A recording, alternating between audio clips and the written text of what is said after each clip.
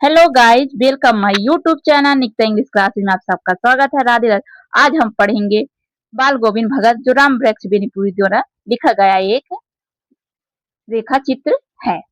यह MP assistant hospital में के सिलेबस में दिया है, जो एमपी असिस्टेंट हॉस्पिटल वाले लोगों के लिए यूजफुल है। हम एमपी बोर्ड के लिए भी या यूपी बोर्ड जो भी मतलब अदर बोर्ड एग्जाम है उसमें भी पढ़ सकते हैं। क्या दिया है? राम वृक्ष बेनीपुरी जी का जन्म कब और कहाँ हुआ था, इसको पढ़ेंगे पहले।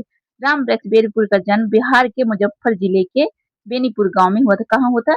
मुजफ्फर जिले के बेनीपुर गांव में। और कहाँ? बिहार के। उनका जन्म कब हुआ था? 1899 में। पढ़ लेंगे। 1899 में हुआ था। माता पिता का निधन क्या है? बचपन में ही हो जाने के कारण जीवन के आरंभिक वर्ष अभावी कठिनाई और संघर्षों में बीते। मतलब उनके माता पिता का क्या है? निधन बचपन में ही हो गया था, जिसके कारण वो बहुत सारी कठिनाइयों का सामना किया। उन्होंने 10वीं तक की परीक्षा प्राप्त करने के बाद वो सन 1920 में राष्ट्रीय स्वाधीनता आंदोलन से सक्रिय रूप से जुड़ गए। कई बार जेल भी गए। उनका देहांत 1968 में हो गया। कब हुआ था? 1968 में हो गया। और उनका जन्म कब हुआ था? 1899 में। और वे 15 वर्ष के ही थे तभी से उनकी रचनाएं क्या है? पात्र पत्रिकाओं में छपने लगी। वे बेहद प्रतिभाशाली पत्रकार थे। उन्होंने अनेक दैनिक, साप्ताहिक, मासिक पत्र पत्रिकाओं का संपादन किया, जिनमें से क्या है? तरुण भगत, किसान मित्र, बालक, युवक, योगी, जनता, जनवाड़ी और नई धारा उल्लेखनीय है।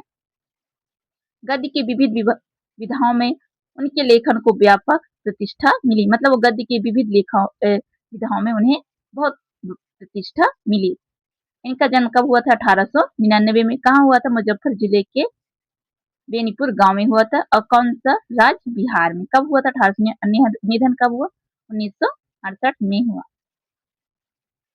उन गद्य की उनका व्यापक उनका पूरा साहित्य बेनीपुरी रचनावली के 8 खंडों में मतलब उसकी जो रचना है उनकी, वो बेनीपुरी रचनावली के नाम से 8 खंडों में संपादित है।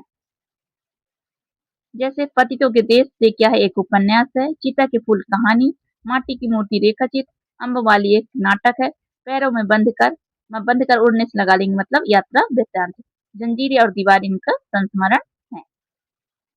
उनकी रचनाओं में स्वतंत्रता की चेतना, मनुष्यता की चिंता, इतिहास की योगन रूप व्याख्या, विशिष्ट शैलीकार होने के कारण उन्हें कलम का जादूगर कहा जाता।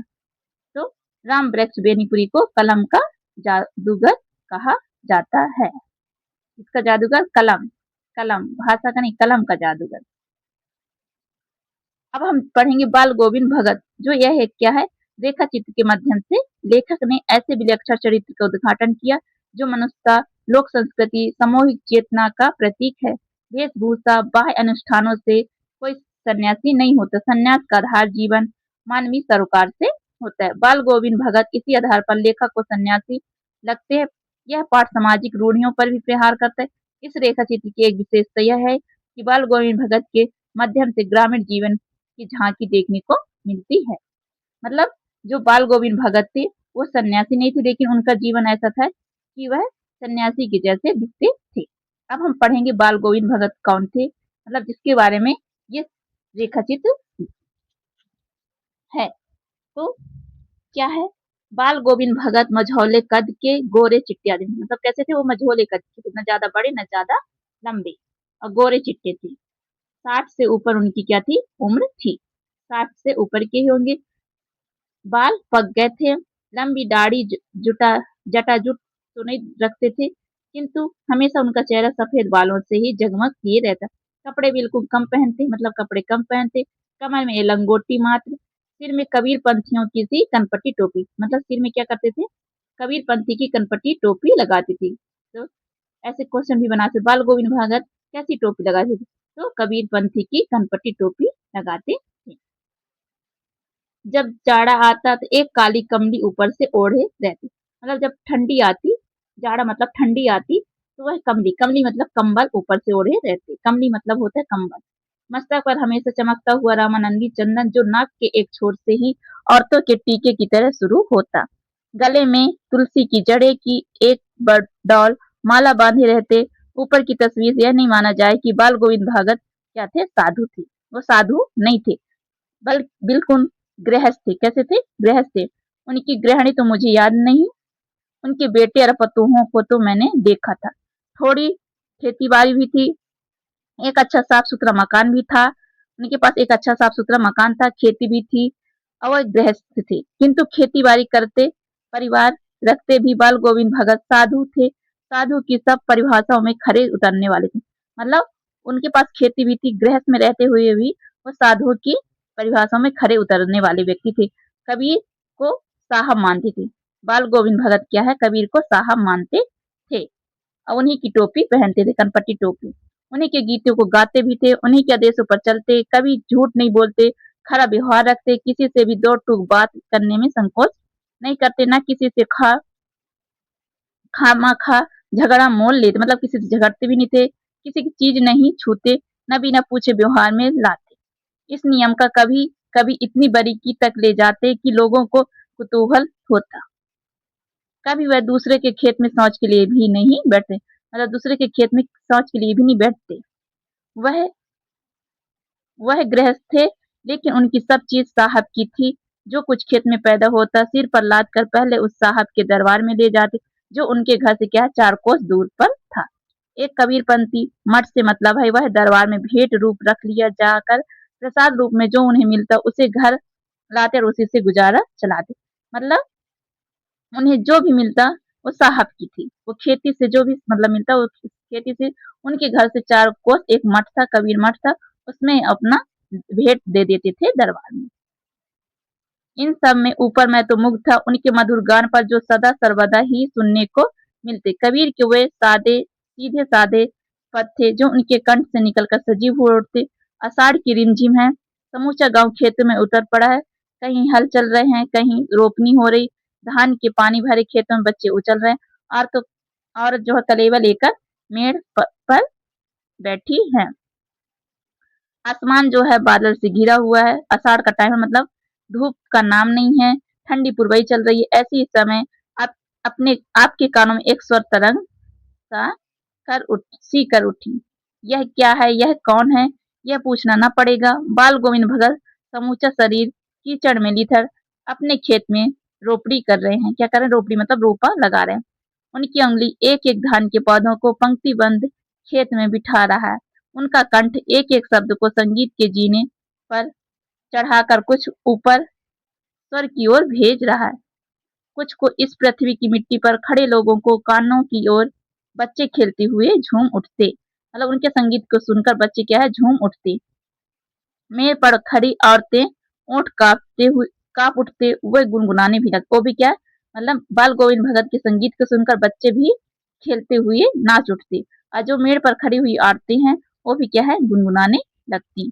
हलवाहों के पैर तल से उठने लगते, रोपनी करने वाली की उंगलियां एक अजीब क्रम में चलने लगती, मतलब जो रोपनी करती थी उंगली वो एक क्रम में चलने लगती थी। बाल गोविंद भगत का यह संगीत है यह जादू, मतलब उनके संगीत को क्या कहा गया है, जादू। मतलब जब वो गाते थे तो बच्चे खेलते हुए नाचने लगते, मेड़ में खड़ी औरतें क्या करने लगती हैं, गुनगुनाने लगती, और हलवाहों के जो मतलब हल है वो उतरने लगते हैं, रोपनी करने वाली उंगलियां क्या है क्रम में चलने लगती हैं। भादों की वह अंधेरी अधरतिया अभी थोड़ी ही देर पहले मूसलाधार वर्षा खत्म हुई, मतलब अब भादों की अधरतिया मूसलाधार वर्षा क्या खत्म हो गई। बादलों की गरज बिजली की तड़प में अपने कुछ नहीं सुना हो, किंतु अब झिल्ली की झंकार या ददरों की टरटर बाल गोविंद भगत के संगीत को अपने कोलाहल में डुबो नहीं सकती, डुबो नहीं सकती।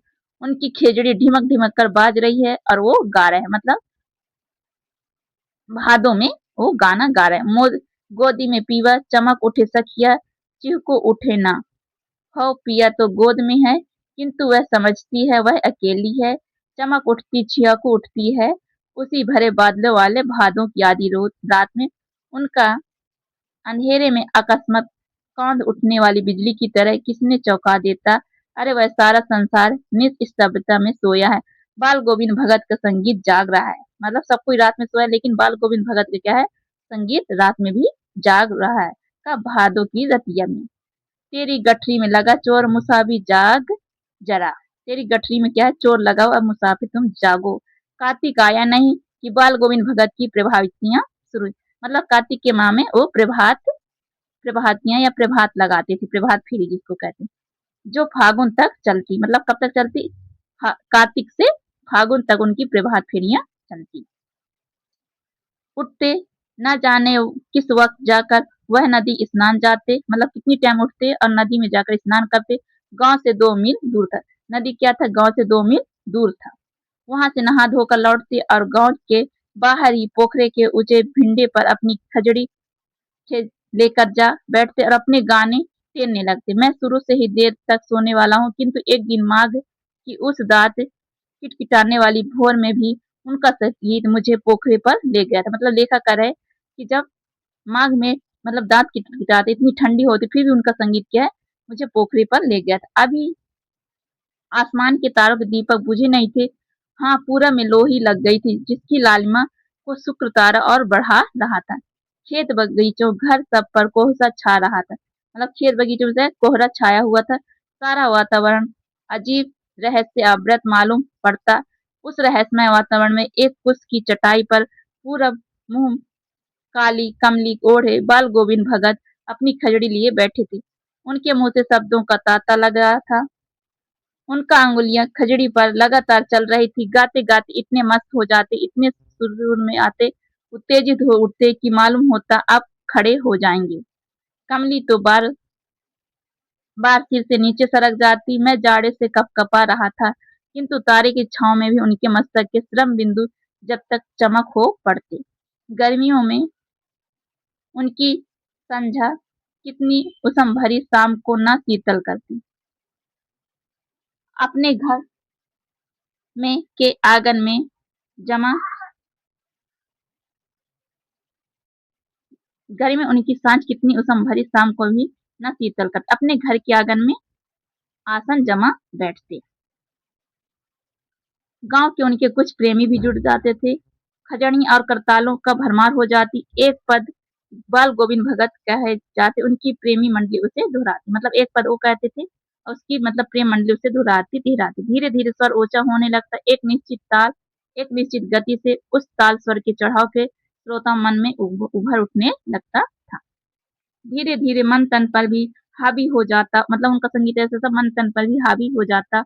होते होते एक क्षण ऐसा आता कि बीच में खजड़ी लिए बाल गोविंद भगत नाच रहे हैं। उनके हाथ ही सबके तान और मन नृत्यशील हो उठे। सारा आंगन नृत्य और संगीत से ओतप्रोत था। मतलब क्या था? उनका आंगन सारा नृत्य और संगीत से ओतप्रोत था। बाल गोविंद की संगीत साधना का चरम उत्कर्ष उस दिन देखा जिस दिन उनका बेटा क्या है मरा। मतलब संगीत का चरम उसका कब देखा है? जब उनका बेटा मरा। इकलौता बेटा था वह।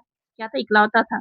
वह कुछ सुस्त और बोधा सा था। कैसा था? सुस्त था और बोधा। किंतु इसी कारण बाल गोविंद भगत उसे और भी मानते। उनकी समझ में ऐसे आदमी पर ही ज्यादा नजर रखनी चाहिए। मतलब जो कम बुद्धि वाला हो व्यक्ति, उसकी ज्यादा केयर करनी चाहिए, मतलब ज्यादा ख्याल रखना चाहिए, प्यार करना चाहिए, क्योंकि वो निगरानी और मोहब्बत के ज्यादा हकदार होते हैं। बड़ी साध से उसकी शादी कराई थी। पतोह बड़ी ही सुभाग और सुशील मिली। मतलब उनकी बहू क्या थी? बड़ी ही सुभग और सुशील मिली। घर की पूरी प्रबंधिका बनकर भगत को बहुत कुछ दुनियादारी से निवृत्त कर दिया था उसने। उनका बेटा बीमार है, इसकी खबर रखने के लोगों को कहाँ फुर्सत। किंतु माँ तो अपनी और सबका ध्यान खींचकर ही रहती। हमने सुना बाल गोविंद भगत का बेटा मर गया है।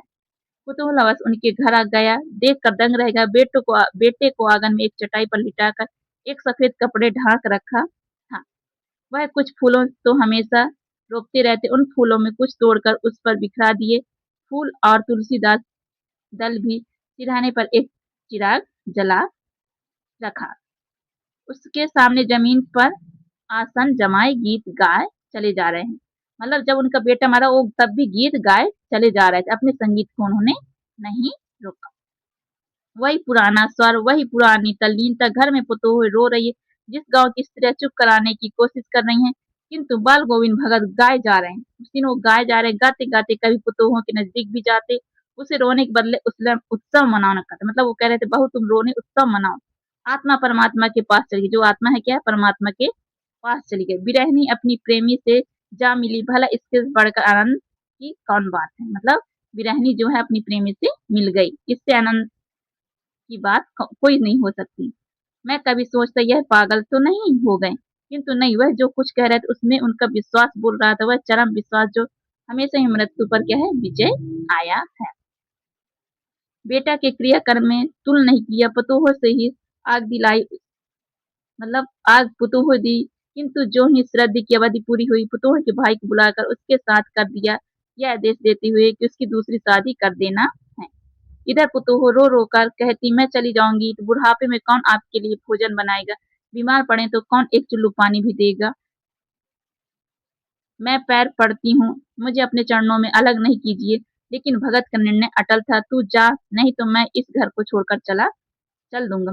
यह थी उनकी आखिरी दलील, और इस दलील के आगे बेचारी क्या चलती। बाल गोविंद भगत की मौत उन्हीं के अनुरूप हुई।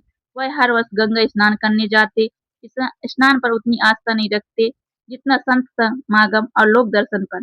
पैदल ही जाते, करीब 30 कोस पर गंगा थी, साधु को संभाल लेने को क्या हक, गृहस्थ किसी से भिक्षा क्या मांगे, अतः घर से खाकर चलते तो घर पर ही लौट कर खाते। मतलब किसी से भिक्षा नहीं मांगते, घर से जो खाते वही घर पर आकर खाते। रास्ते पर खजड़ी बजाते, गाते, जहाँ प्यास लगती पानी पी लेते, 4-5 दिन आने जाने में लगते। किंतु इस लंबे उपवास में वही मस्ती, वह बुढ़ापा आ गया था, किंतु टेक वही जवानी वाली। इस बार लौटे तो तबीयत कुछ सुस्त थी, खाने पीने के वाली तबीयत नहीं सुधरी। थोड़ा बुखार आने लगा, किंतु नेम व्रत तो छोड़ने वाली नहीं थी। वही दोनों जून, गीत, स्नान, ध्यान, खेती बाड़ी देखना दिन दिन छींचने लगे। लोगों ने नहाने धोने से मना किया, आराम करने का, किंतु हंसकर टाल देते थे। उस दिन भी संध्या में गीत गाए, किंतु मालूम होता जैसे ताकत टूट गया, माला का एक एक दाना बिखरा हुआ। भोर में लोगों ने गीत नहीं सुना, जाकर देखा तो बाल भगत नहीं रहे, सिर्फ उनका पंजा पड़ा है।